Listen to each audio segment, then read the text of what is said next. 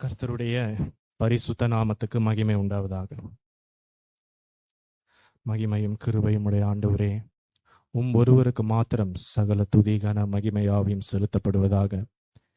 இந்த 3ஆம் வாரத்திலே கர்த்தர் தமது அடியேனை உம்முடைய வார்த்தைக்காக தெரிந்து கொண்டு இந்த பாதையில நடத்துகிறதான உம்முடைய கிருபைகளுக்காக ஸ்தோத்திரம். நீர் உம்முடைய ஜனங்களோடு பேசும்படியாய் அடியேனுக்கு கொடுத்ததான சத்தியத்துக்காக ஸ்தோத்திரம்.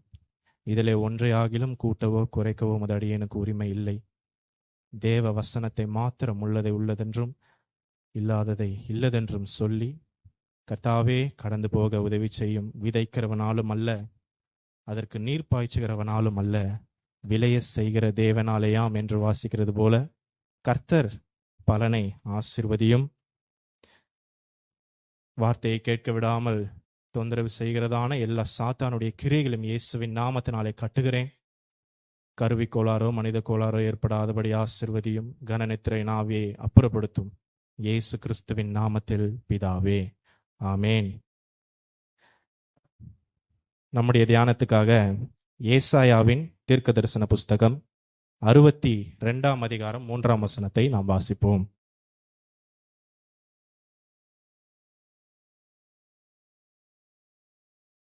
ஆமேன்.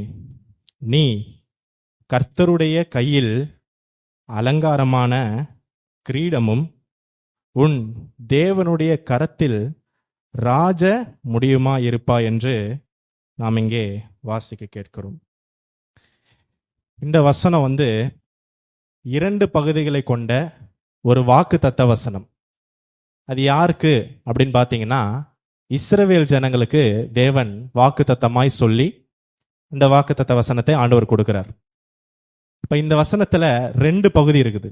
ஒன்று மனிதன் செயல்பட வேண்டிய ஒரு பகுதி, பின்பு தேவன் செயல்பட வேண்டிய ஒரு பகுதி. அது 2 பகுதியா இருக்குது. இந்த வாக்குத்தத்த வசனத்தினுடைய நிறைவு, இதனுடைய நிறைவேறுதல் என்ன அப்படின்னு பார்த்தோம்னா, இது ஒரு மனிதனை ராஜாவாக மாற்றும்.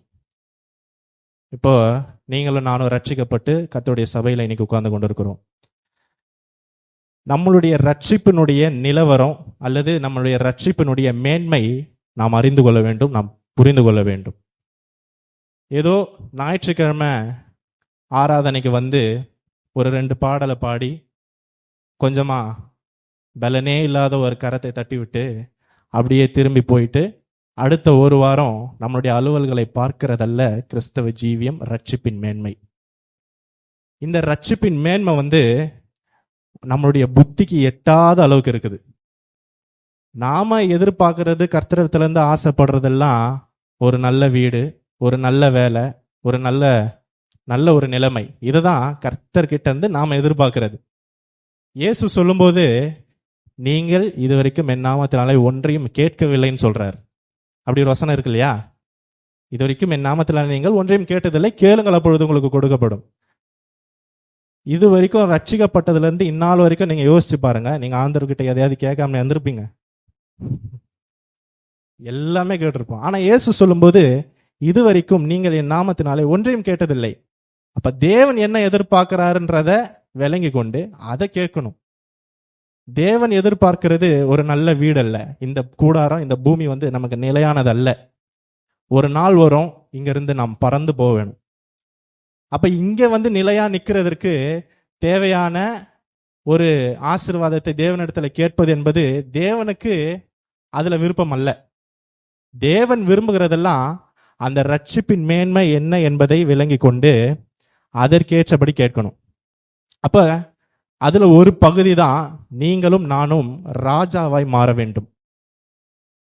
ராஜாவாய் மாறின அந்த சாயலை தான் கர்த்தர் நமக்கு தரும்படியாய் அவர் விரும்புகிறார். ஆனா இந்த வசனத்துல வாசிக்கிறோம், உன் தேவனுடைய கரத்தில் ராஜ முடியாயிருப்பாய். அப்ப ராஜ முடியாய் இருக்கணும் என்று ஆசைப்படும் போது அந்த வசனத்தினுடைய முதல் பகுதி, நீ கர்த்தருடைய கையில் அலங்காரமான கிரீடமாய் இருக்கிறாய். முதல்ல நம்மளுடைய கிறிஸ்தவ ஜீவியம் ஒரு அலங்காரத்துக்குள்ள வரணும். அந்த அலங்காரத்துக்குள்ள வந்த பிறகுதான் தேவனுடைய கரம் நம்மை ராஜாவாக உயர்த்த முடியும்.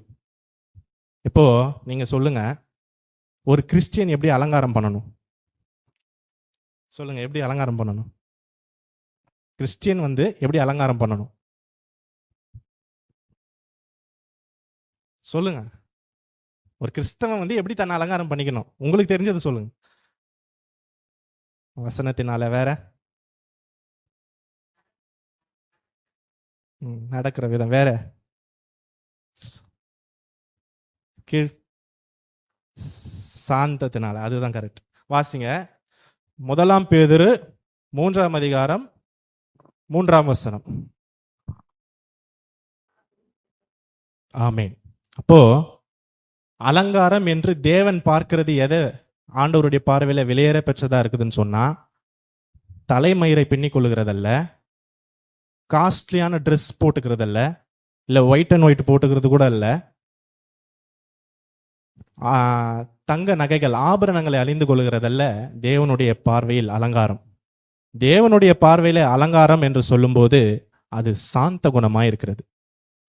அப்போ நீ கர்த்தருடைய கையில் அலங்காரமான கிரீடமாய் காணப்படுவாய் என்று சொன்னால், நம்முடைய அலங்காரம் உலகத்துக்குரிய அலங்காரமா இருக்கக்கூடாது. அது சாந்தத்தினாலே காணப்பட வேண்டும். சாந்தத்தினால நம்மை நாம் அலங்கரித்த பிறகு தேவன் நம்மை ராஜாவாக அல்லது தலைவனாக உயர்த்துவார். அதுதான் நீ கர்த்தருடைய கரத்தில் ராஜ முடியாய் இருப்பாய் என்று நாம் வாசிக்கிறோம். நம்ம தேவதாசனாகிய மோசேயினுடைய ஜீவியத்தை நாம் பார்க்கும்பொழுது, அவர் மீது கர்த்தர் ஒரு பெரிய திட்டம் வச்சிருந்தார். என்ன திட்டம்னா, இஸ்ரவேல் ஜனங்க எகிப்துல எத்தனை வருஷம் அடிமையா இருந்தாங்க? 400 வருஷம். 400 வருஷம் இஸ்ரவேல் ஜனங்கள் எகிப்துல அடிமையா இருக்கிறார்கள்.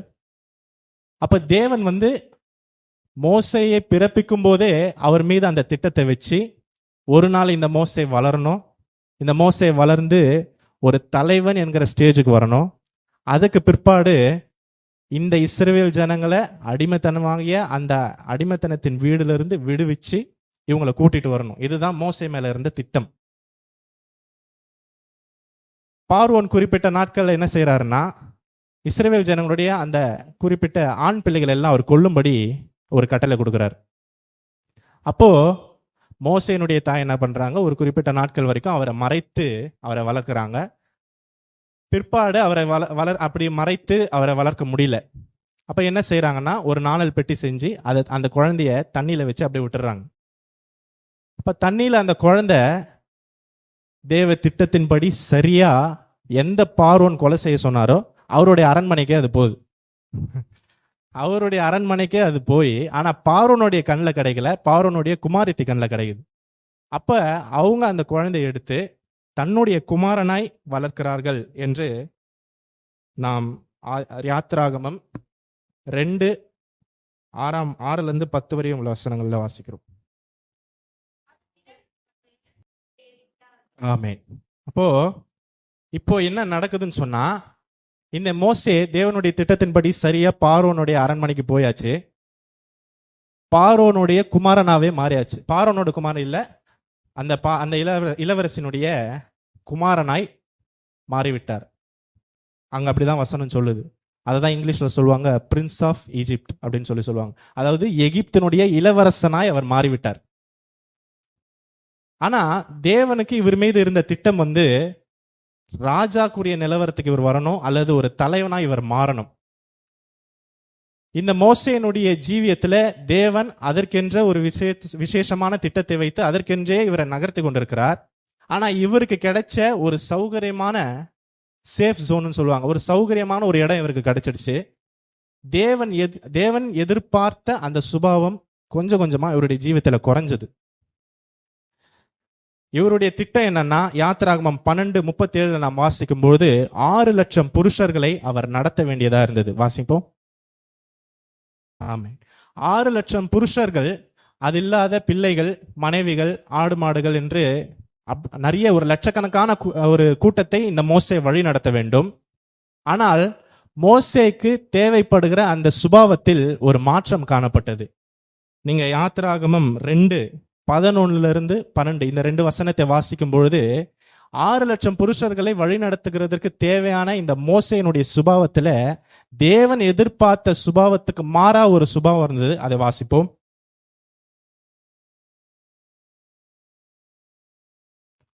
ஆமென். கொலை வெறின்னு சொல்லுவாங்க இல்லையா, அந்த கொலை வெறி அவருக்குள்ள இருந்தது. ஒருத்தன் சண்டை போடுறத பார்த்து அவனை வெட்டி மணலிலே புதைத்து விட்டார். இப்ப தேவன் பார்க்கிறாரு, இந்த மனுஷனை கொண்டு என்னுடைய ஜனங்களை எப்படி நான் வழி நடத்த முடியும்? ஒரு சின்ன பிரச்சனைக்கு ஆளையே வெட்டி கொண்டு போட்ட இந்த ஆளு நாளைக்கு என் ஜனங்களை நடத்தும் போது ஏதோ ஒரு பிரச்சனை வரும். அப்ப அவங்களையும் இந்த மோசே ஒரு கோவப்பட்டு ஏதாவது வெட்டி போட்டா எப்படி இந்த மனுஷனை கொண்டு எப்படி என்னுடைய ஜனங்களை நான் ஒப்படைக்க முடியும்? எப்படி இந்த மனுஷனை கொண்டு என்னுடைய ஜனத்தை நான் வழி நடத்த முடியும்? இந்த மனுஷனுக்கு அந்த சுபாவம் இல்லையே என்று தேவன் பார்த்து முதலாவது தேவன் செய்தது, மோசேயை எகிப்தின் இளவரசன் என்கிற ஸ்தானத்திலிருந்து இறக்கினார். நீங்க அடுத்த வசனத்துல எல்லாம் வாசிச்சு பார்த்தீங்கன்னா அவர் பயந்து அவர் ஓடுகிறதை நாம் வாசிக்க முடியும். யாத்திராகமம் 2:15 வாசிப்போம்.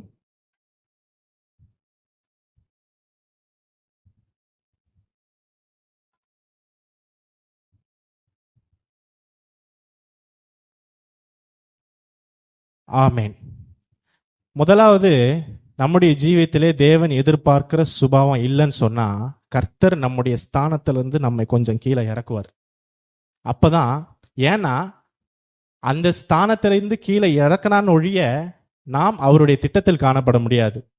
இப்போ மோசேவை அவருடைய ஸ்தானத்திலிருந்து கீழே இறக்கி அடுத்தது யாத்திராகமம் 3:1 நாம் வாசிக்கிறபடி மோசேக்கு வனாந்திரத்தின் ஜீவியத்தை ஆண்டவர் கட்டளையிடுகிறார். இப்ப இவ்வளோ நாள் எகிப்துல இளவரசனா வாழ்ந்த இந்த மோசேக்குள்ள கர்த்தர் எதிர்பாராத அந்த கொலை வெறியின் ஆவி காணப்பட்டதுனால தேவன் என்ன செய்யறாருன்னா இளவரசன் என்கிறதான அந்த ஸ்தானத்தை விட்டு மோசேவை கீழே இறக்கி அடுத்தது வனாந்தரத்திலே 40 வருஷம் அவருக்கு ஒரு பயிற்சியை தருகிறார். வாசிங்க அந்த வசனம். யாத்திராகமம் 3:1.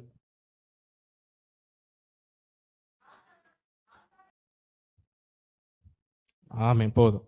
அவன் ஆடுகளை வனாந்தரத்தின் பின்புறத்திலே ஓட்டி என்று வாசிக்கிறான். அப்ப வனாந்தரத்துல 40 வருஷம் அந்த வெயில்ல தேவன் மோசேவை இங்கும் அங்குமா அலைய விடுகிறார்.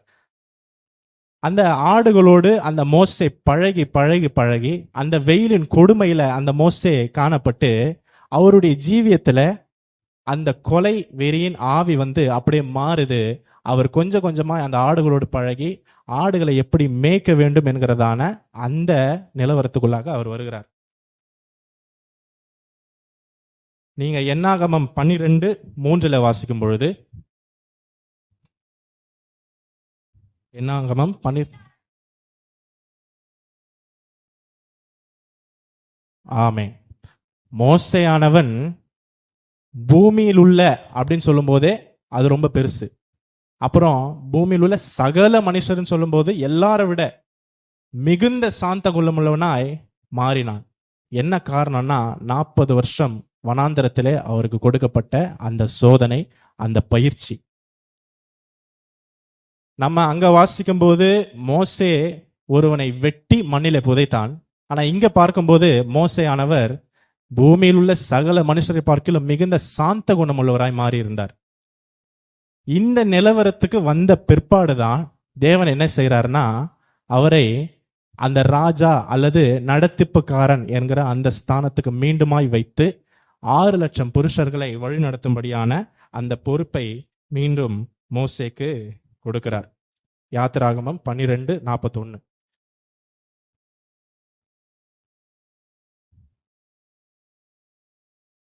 யாத்திராகமம்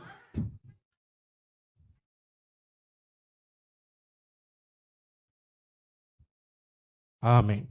அப்போ மோசேயானவரை தேவன் சாந்தத்தினாலே அலங்கரித்த பிற்பாடு, சாந்தம் என்கிற சுபாவம் அவருக்குள்ளே பூரணமாய் வந்த பிற்பாடு அவர் சாந்தம் என்கிற ஒரு அலங்காரத்தினாலே தன்னை உடுத்தி கொண்ட பிறகு இப்ப தேவனுடைய கரம் என்ன செய்யறதுன்னு சொன்னா அவரை ஒரு திரள் கூட்டமான ஜனத்தை நடத்திப்பு செய்யக்கூடிய அந்த நடத்திப்புக்கு அவரை உயர்த்துகிறார். இதுதான் முதலாவது மனிதன் செயல்பட வேண்டும், பிற்பாடு தேவன் அவனுக்காக செயல்படுகிற ஒரு அனுபவமாய் காணப்படுகிறது. இப்ப இது நம்மளுடைய வாழ்க்கையில நம்ம அப்படியே ஒப்பிட்டு பார்க்கணும். சில நேரங்களிலே தேவன் நம்மளுடைய ஸ்தானத்தை விட்டு நம்மை கொஞ்சம் கீழே இறக்குவார். சில நேரங்களிலே நம்மை தேவன் வனாந்தரத்தின் பாதையில நடத்துவார். இந்த வனாந்தரம் வெயிலா இருக்கும், இரவில் இந்த வனாந்தரம் குளிரா இருக்கும்.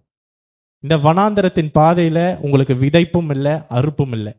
ஏதாகில வேணும்னு சொன்னா நீங்க மேலே நோக்கி பார்க்கறத தவிர உங்களுக்கு வேற வழி இல்லை.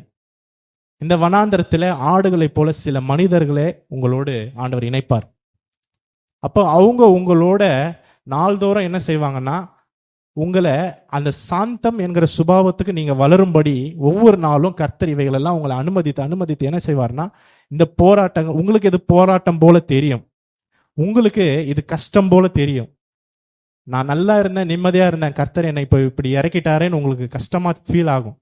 ஆனா கர்த்தர் நினைச்சிருந்தா உடனே மோசே தவறு செய்த உடனே மோசேக்கு பதிலாக வேற ஆளை நியமிக்க முடியும். மோசேக்கு பதிலாக வேற ஒரு தலைவனை எழும்ப பண்ணி தேவனாலே நடத்திப்பு செய்ய தேவனுக்கு வல்லமை உண்டு.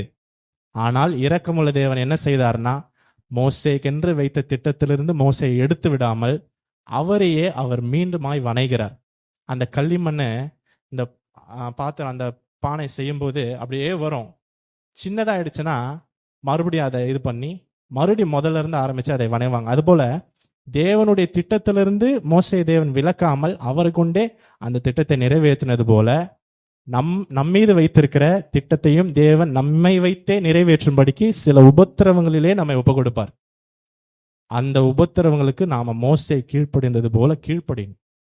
அந்த உபத்திரவம் எனக்கு பிடிக்கல, இந்த உபத்திரத்தின் ஊடா எனக்கு போக விருப்பம் இல்லை, இந்த உபத்திரம் எனக்கு ரொம்ப கடினமா இருக்குது, இந்த வனாந்திரத்தின் பாதையில என்னால் போக முடியல என்று சொல்லி நீங்கள் கீழ்ப்படியாமல் போவீர்களானால் தேவ திட்டம் உங்களிலிருந்து விலகி வேறு ஒருவருக்கு போய்விடும். உங்களை குடும்பத்தை நடத்தும்படியா, உங்க அலுவலகத்தை நடத்தும்படியா, உங்களை ஏதோ ஒன்றை நடத்தும்படியாய் தேவன் ராஜரீக அபிஷேகத்தை உங்களுக்கு கொடுத்திருக்கிறார். இப்போ ஒரு குடும்ப தலைவனா, ஒரு குடும்ப தலைவியா நீங்க இருக்கிறீங்க, கர்த்தர் உங்களை அப்படி வச்சிருக்கிறார். இப்ப குடும்பத்தை நடத்துகிறதுக்கு தேவையான அலங்காரம் சாந்தம். சாந்த சுபாவத்தோடு இருந்து நீங்க உங்க குடும்பத்தை நடத்தும் பொழுது நீங்கள் தலைமையாக இருக்கிற அந்த குடும்பம் ஆசீர்வாதமாக இருக்கும். எடுத்ததுக்கெல்லாம் ஒரு வெறுப்பின் தன்மை நமக்குள்ள இருக்கக்கூடாது. ஏதாவது ஒரு தவறு நடந்ததுன்னா உடனே வெறுப்பை காண்பிக்க கூடாது. கர்த்தர் எதிர்பார்க்கிறதுனா சாந்தமான அந்த சுபாவம், அந்த அலங்காரம். இந்த அலங்காரம் நமக்குள்ள வந்த பிறகுதான் தேவன் அந்த ராஜரீகத்தை நமக்கு தருவார். அப்ப உபத்திரவங்கள் வருகிறது என்றால் உங்களை உடைத்து நிர்மூலமாக்குறதுக்கல்ல, உங்களை உருவாக்குறதுக்காக தேவன் அப்படி செய்கிறார். இரண்டாவது ஒரு மனுஷரை குறித்து பார்ப்போம். அவருடைய ஜீவியத்திலேயும் இப்படிப்பட்ட ஒரு சாந்தம் இருந்தது. அந்த சாந்தம் அவரை ராஜாவாக உயர்த்தினது. மத்தேயு 21 அதிகாரம் 4 வசனம்.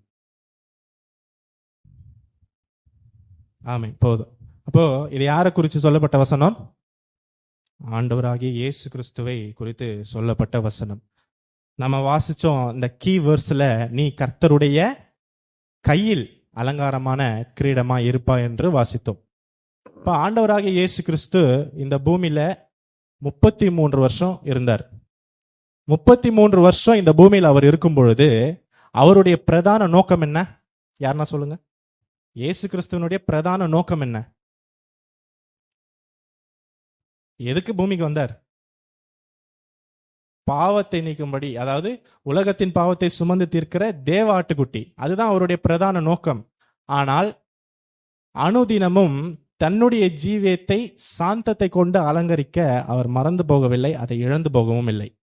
ஒவ்வொரு நாளும் என்ன செய்தார்னா, இயேசுவானவரும் தன்னை சாந்தத்தினால அலங்கரித்து கொண்டே இருந்தார். அதை தான் வாசிக்கிறோம். மத்தேயு 11:29 அவரே தன்னை குறித்து சொல்லும்போது, நான் சாந்தமும் மனத்தாழ்மையுமா இருக்கிறேன். வாசிங்க.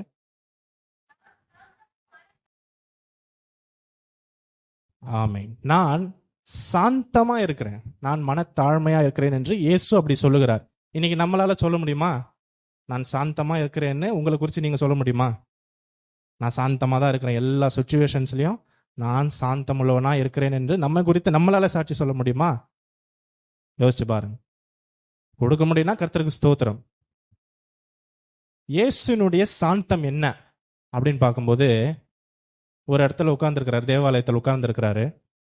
அப்போ விபச்சாரத்தில் கையும் மெய்யுமாய் பிடிப்பட்ட ஒரு ஸ்திரியை கொண்டு வராங்க. கொண்டு வந்து நியாயப்பிரமாணத்துல சொல்லியிருக்குது, இப்படிப்பட்டவர்கள் கல்லால் அடிச்சு இவங்களை சாவடிக்கணும், நீங்க என்ன சொல்றீங்க அப்படின்னு ஏசப்பா கிட்ட வந்து கேட்குறாங்க. நெருக்கமான ஒரு சூழ்நிலை. ஏன்னா நியாயப்பிரமாணத்தை எழுதினது யார் தான்? ஆண்டவர் தான் எழுதி கொடுத்தார். இப்போ ஒரு நெருக்கமான சூழ்நிலை, ஒரு பிரச்சனை. உடனே இயேசு ரொம்ப பதறலாம் இல்லை, ஐயோ என்ன செய்யறது அப்படிலாம் சிந்திக்கலாம் இல்லை, அமைதலாக இருந்தார். தரையில் ஏதோ எழுதி கொண்டு இருந்தார். மறுபடியும் ஓயாமல் அவரை தொந்தரவு பண்ணி கொண்டே இருந்தாங்க. கல்லடிச்சு கொள்ளணும் என்ன பண்ணலாம், கல்லடிச்சு கொள்ளணும் என்ன பண்ணலாம்.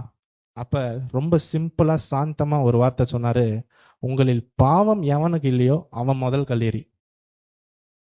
ஒரு சின்ன சொல்யூஷன், ஒரு சின்ன தீர்வு ஒரே வார்த்தையில் முடிச்சிட்டாரு. சாந்தத்தினால அந்த ஒரே வார்த்தையில் முடிச்சு அடுத்த வசனத்தில் அந்த பிரச்சனை அங்கே இல்லை. வாசிப்போம். யோவான் 8ஆம் அதிகாரம் 1-11 வரையும் உள்ள வசனங்கள் எல்லாருமே எடுத்துருங்க, எடுத்துட்டு அதை வாசிங்க. யோவான் 8ஆம் அதிகாரம் 1-11 வரையும் உள்ள வசனங்கள்.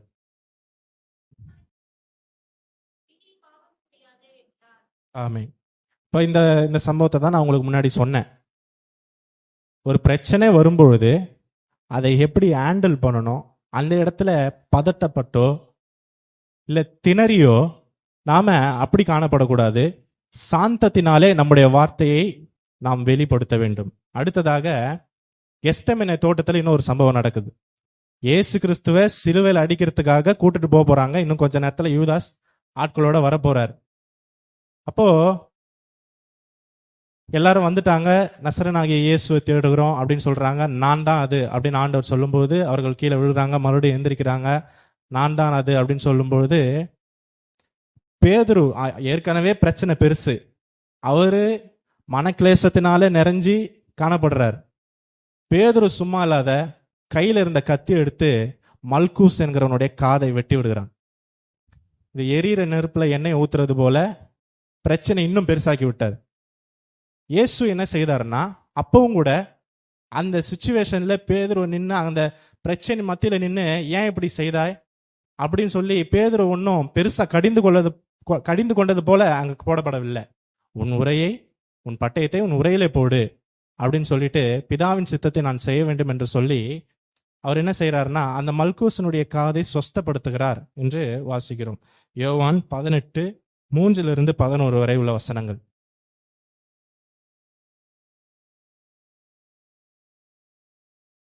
ஆமென். இப்போ சிம்பிளா அங்க ஒரு கான்வர்சேஷன் பண்றாரு. ஒன்றும் ரொம்ப பெருசாலாம் பதறல. ஏற்கனவே பிரச்சனை பெருசு. வலது காதரை பேதுரு கத்தி எடுத்து வெட்டின பிறகு நாமளா இருந்தா என்ன செய்வோம்னு சொன்னா, இப்போ நம்ம வேலையிலையோ நம்மளுடைய வீட்டிலேயோ ஏதோ ஒரு பிரச்சனை ஆயிடுச்சுன்னு சொன்னா, நான் இதுக்கு தான் முன்னாடியே சொன்னேன், நம்ம ஆரம்பிச்சிடுவோம். நம்ம அந்த டென்ஷன்ல அந்த பிரச்சனையில நின்று கொண்டே பிரச்சனைக்கான தீர்வை யோசிக்க மாட்டோம். பிரச்சனை ஆயிடுச்சேன்னு சொல்லி பிரச்சனையை பார்த்து கொண்டிருப்போமே அல்லாமல் பிரச்சனையுடைய தீர்வு என்ன அப்படிங்கிறத சிந்திக்க மாட்டோம். அதுதான் பதற்றம், அதுதான் அந்த பயம், அந்த திணறுதல். இயேசுவின் இடத்துல அது ஒருபோதும் இருந்ததில்லை. பிரச்சனை உண்டாயிடுச்சா, சரி இப்ப சொல்யூஷன் என்ன, அதை மாத்திரம் சிந்தித்து அதை சொல்லி உடனே அந்த காரியத்தை கடந்து போக வேண்டும் என்றுதான் இயேசு தன்னுடைய சாந்த குணத்தை வெளிப்படுத்தி கொண்டிருந்தார். லூக்கா 22:50-51 இயேசுவானவர் அந்த மல்கூசனுடைய காதை சொஸ்தப்படுத்தினார் என்று வாசிக்கிறோம். லூக்கா 22ஆம் அதிகாரம் 50-51 வசனங்களில். ஆமென். அப்போ பிரச்சனை உண்டான உடனே பிரச்சனை ஆயிடுச்சு என்று பிரச்சனையை பார்த்து திகைத்து போகாமல், பதற்றப்படாம, பிரச்சனையுடைய தீர்வு என்ன என்று இயேசு சிந்தித்து சாந்தமாய் செயல்பட்டது போல நம்முடைய ஜீவியத்திலும் சில நேரங்களில நமக்கு சாந்தம் அவசியம். இப்ப இந்த சாந்தம் தான் இயேசுக்குள்ள ஒவ்வொரு நாளும் காணப்பட்டது. இந்த சாந்தத்தை கொண்டுதான் அவர் ஒவ்வொரு நாளும் தன்னை அலங்கரித்து கொண்டே வந்தார். இப்ப 33 வருஷமும் இயேசு இப்படிப்பட்ட சாந்த குணத்தினாலே ஜனங்களுக்கு தன்னை வெளிப்படுத்தி, ஜனங்களுக்கு தன்னை யார் என்று காண்பித்து, தான் சாந்தம் உள்ளவரும் தான் மனத்தாழ்மை உள்ளவருமாய் அவரை தன்னை ஒவ்வொரு நாளும் வெளிப்படுத்தி, அவர் 33வது வருஷத்திலே தன்னுடைய ஊழியத்தையும் தன்னுடைய ஓட்டத்தையும் சிலுவையில முடிக்கும் பொழுது ஒரு வார்த்தை சொல்லுகிறார். 7வது வார்த்தை என்ன வார்த்தை? சிலுவையில 7 வார்த்தை பேசினார் இல்லையா இயேசு? 7வது வார்த்தை என்ன வார்த்தை? பிதாவே என் ஆவியை உம்முடைய கைகளில் ஒப்புவிக்கிறேன். அதுதான் முக்கியம், அந்த வார்த்தை தான் முக்கியம்.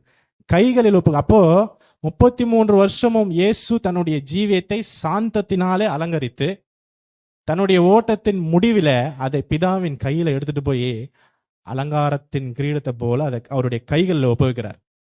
இப்ப பிதா பார்க்கிறாரு, தன்னுடைய கைகளில் இந்த இயேசுவானவருடைய ஜீவியம் சாந்தத்தினால அலங்கரிக்கப்பட்டிருக்கிறதே அவர் பார்க்கிறார். இப்ப பார்த்த பிறகு பிதாவாகிய தேவன் என்ன செய்கிறார் அப்படின்னா,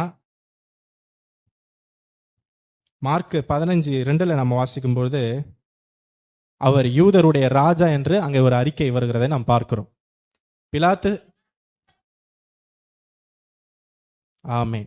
அப்போ சாந்தத்தினால அலங்கரித்த இயேசுக்கு தெரியும், நான் ராஜாக்குரிய ஸ்தானத்துக்கு வந்து விட்டேன் என்று அவருக்கு தெரியும். அதனால்தான் அவர் தைரியமா சொல்றாரு, நீர் யூதருடைய ராஜாவா என்று கேட்கும்போது நான் யூதருடைய ராஜாதான் என்று அவர் சொல்லுகிறார். அப்போஸ்தலர் 2:33 வாசிக்கும் பொழுது பிதாவின் கைகளில் அலங்காரமான கிரீடத்தை போல ஒப்புவிக்கப்பட்ட இந்த இயேசுவின் ஜீவியத்தை பிதாவின் கரம் உயர்த்துகிறதை நாம் அங்கே வாசிக்க முடியும். அப்போஸ்தலர் 2:33.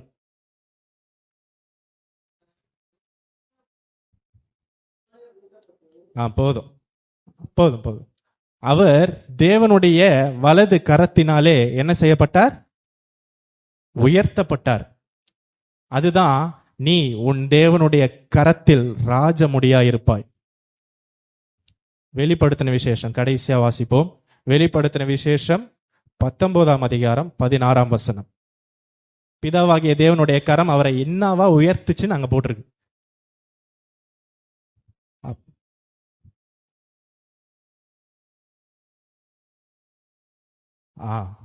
பாத்தீங்களா? அப்போ பிதாவின் கைகளில் தன்னுடைய ஆவியை ஒப்புவித்த இயேசுவை பிதாவின் கரம் என்ன செய்ததுன்னா ராஜாவாக உயர்த்தியிருந்தது.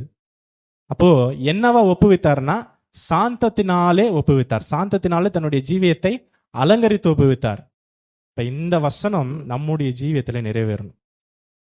நம்முடைய ஜீவியம் இந்த உலகத்துல இயேசுவானவருக்கு 33 வருஷம் கொடுக்கப்பட்டது போல ஒரு 50 வருஷமோ 60 வருஷமோ 70 வருஷமோ பலத்தின் மிகுதினால 80 வருஷமோ, இந்த நாட்களில நம்மளுடைய இலக்கு என்னவா இருக்கணும்னு சொன்னா ராஜாவாய் மாறுவேன் என்று இயேசு நமக்கு சொன்ன அந்த வாக்குத்தத்தத்தை சுதந்திரிக்கிறதாய் காணப்படணும். இப்ப அதற்குரிய செயல்பாடு என்ன அப்படின்னு சொன்னா சாந்தத்தினாலே நம்முடைய ஜீவியத்தை அலங்கரித்துக் கொள்ள வேண்டும். இந்த சாந்த குணம் தான் நம்மை ராஜா என்கிற ஸ்தானத்துக்கு உயர்த்துது. நீங்க உங்க குடும்பத்துல ஒரு நல்ல தலைவனா இருக்க வேண்டுமானால் உங்களுக்கு சாந்தம் என்கிற சுபாவம் அவசியம். நீங்களுடைய வேலை செய்கிற ஸ்தலத்திலே நீங்கள் ஒரு தலைவனாய் ஒரு ராஜாவாய் இருக்க வேண்டுமானால் சாந்த குணம் உங்களுக்கு அவசியம். நீங்க எந்த காரியத்திலையும் ஒரு தலைவனாய் இருக்க விரும்பினால் உங்களுக்கு சாந்த குணம் அவசியம். சாந்த குணம் இல்லாம ஒன்றும் செய்ய முடியாது. சாந்த குணம் உள்ளவர்கள் பாக்கியவான்கள், அவர்கள் பூமியை சுதந்திரித்துக் கொள்வார்கள். அப்ப ஆளுகை செய்கிறவன் சுதந்திரிக்கணும். அதுபோல இந்த சாந்த குணத்தை ஒவ்வொரு நாளும் நம்முடைய ஜீவியத்துல பழக்க வைத்து நம்ம பேசுற பேச்சுல ஒரு சாந்தம் வரணும். பார்க்கிற பார்வையில ஒரு சாந்தத்தோட தான் நம்ம பார்க்கணும். நம்ம செயல்பாடு எல்லாமே சாந்தமா இருக்கணும். அப்படி பதறிலாம் நடக்கக்கூடாது. அப்படியே அமைதலா நிதானமா என்ன நடக்குதுன்றதை அப்சர்வ் பண்ணி அப்படிதான் நம்ம போகணும். அதுதான் கிறிஸ்தவ ஜீவியம். விசுவாசிக்கிறவன் பதறக்கூடாது. ஒரு பிரச்சனை வருதா, ஒரு போராட்டம் வருதா, யாராவது நம்மளை கோபப்படுத்துகிறார்களா, சாந்தத்துக்கு ஒப்பு கொடுத்து மோசேயின் சாந்தத்தையும் இயேசுவின் சாந்தத்தையும் நாம அதை சிந்திச்சு அந்த சாந்தத்தை நம்முடைய ஜீவியத்தில் அப்ளை பண்ணணும். அப்ப நம்மளுடைய ஜீவியம் மற்றவர்களுக்கு ஒரு சாட்சியா இருக்கும். நீங்க சுவிசேஷம் போய் சொல்லணும்ன்ற அவசியமே இல்லை. உங்களை பார்க்கும் பொழுதே உங்களில் இயேசுவை காண்பார்கள். இயேசுனுடைய சாயல் என்னவோ அது உங்களுக்குள்ள வரும். இப்ப இந்த வசனங்களை எல்லாம் ஒப்பு கொடுத்து என்ன செய்யணும்னா சாந்தத்தினால நம்முடைய ஜீவியத்தை ஒவ்வொரு நாளும் அலங்கரித்த பிறகு நம்மளுடைய அலங்காரம் எப்படி இருக்கும்னா இயேசுனுடைய அலங்காரம் போல இருக்கும். அதனால்தான் யோவான் எழுதுகிறார், பிரியமானவர்களே, இப்பொழுது தேவனுடைய பிள்ளைகளாய் இருக்கிறோம், இனி எவ்விதமாய் இருப்போம் என்று இன்னும் வெளிப்படவில்லை. ஆயினும் அவர் வெளிப்படும் பொழுது அவர் இருக்கிற வண்ணமாகவே நாம் அவரை தரிசிப்பதனால் அவருக்கு ஒப்பாய் இருப்போம் என்று அறிந்திருக்கிறோம். அப்போ சாந்தத்தை கொண்டு இந்த திவ்ய சுபாவங்களை கொண்டு அனுதினமும் நம்ம அலங்கரித்து கொண்டே வரும்பொழுது ஒரு நாள் இயேசுவை போலவே நம்ம மாறி இருப்போம். சாந்தமான, போன வாரம் நமக்கு மெசேஜ், வாயை திறவாது இருந்தார்.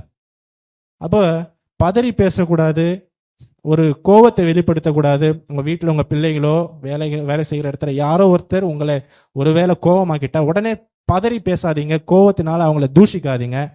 அவங்களுடைய இருதயத்தை வெட்ட பேசாதீங்க. முகம் வெட்டுறது போல பேசக்கூடாது. சாந்தமா பிரதியுத்தம் சொல்லுங்க. நேற்று ட்ரெயின்ல வரேன், இந்த ஜன்னல் ஒரு சீட்டுக்காக என்ன பண்ண, பேகை கழட்டி ஜன்னல் ஒருத்தர் வச்சிட்டேன். அங்கேருந்து ஒருத்தர், பிரதர் நான் தான் வரல அப்படின்னாரு. நான் என்ன செய்தேன், உடனே இங்கே உட்காருங்கன்னு சொல்லிட்டு நான் வேற பக்கம் போயிட்டேன். அப்போ சில நேரத்தில் நம்மக்கிட்ட வாண்டடாக சண்டைக்கு வருவாங்க, ஒதுங்கிடணும். இன்னொரு நாள் அப்படி தான் 11 மணி சென்ட்ரல் ட்ரெயினில் வரேன். சீட்டில் நல்ல ஒரு வாட்டமான சீட்டு பார்த்து உக்காந்துட்டேன். எதிரில் நல்லா குடிச்சிட்டு ஒருத்தர் வந்து, ஒரு வயசான ஆள் படுத்துட்டாரு. படுத்து ஒழுங்காக படுத்திருந்தா கூட பிரச்சனை இல்லை. இந்த தூங்கிக்கினே இந்த கையை அப்படியே என் மேலே எடுத்துன்னு வந்து போடுறாரு. அப்புறம் அவரே அப்புறம் எடுத்துக்கினாரு. இதே தான் 10-20 தடவைக்கு மேலே இதே தான். 1 மணி நேரம் டிராவல். எனக்கு டென்ஷன் ஆயிடுச்சு. ஒரு கட்டத்துக்கு மேலே நான் அந்த கையை அப்படி விசிறி அடிச்சிடலாமான்னு கூட ஆயிடுச்சு எனக்கு. பார்த்தேன் சரி வராது, 1 மணி நேரம் டிராவல் முழுக்க டென்ஷன் ஆகிடும்னு சொல்லி ஏஞ்சி பொட்டி மாறிட்டேன். அதுபோல் நம்மளை வேணும்னே சில உபத்திரவங்களுக்குள்ளே நடத்தும்படியான சில பிசாசின் கிரியைகள் வரும். நாம் என்ன செய்யணும்னு சொன்னால் விலகி போயிடும்.